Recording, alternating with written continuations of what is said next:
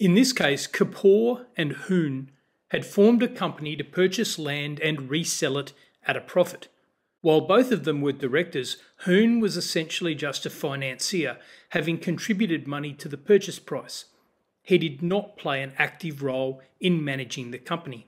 When an immediate resale opportunity fell through, Kapoor engaged the planning firm Freeman and Lockyer to prepare a development application for the land.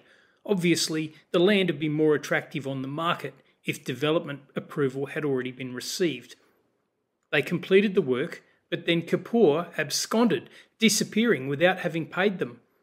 They sued the company, and the company sought to avoid liability for the bill by claiming that Kapoor had never been authorised to engage them in the first place.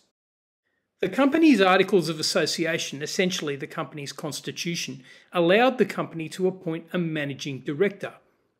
No managing director had ever properly been appointed, but it was clear on the facts that Kapoor had essentially been acting in this capacity and had been doing so to the knowledge of the rest of the board.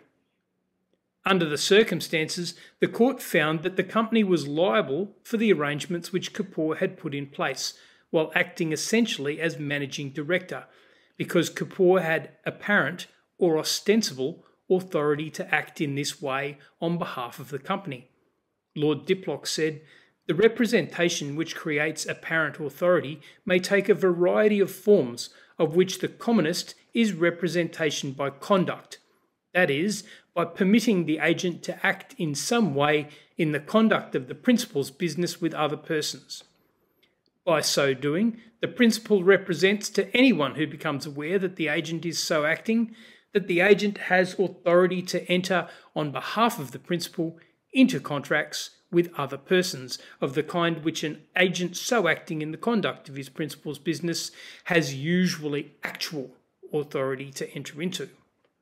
Lord Diplock set out 4 rules for establishing ostensible authority, which can be summarised as 1. A representation of authority must be made. 2. By a person with actual authority in the business. 3. Which actually induces the other party into the contract.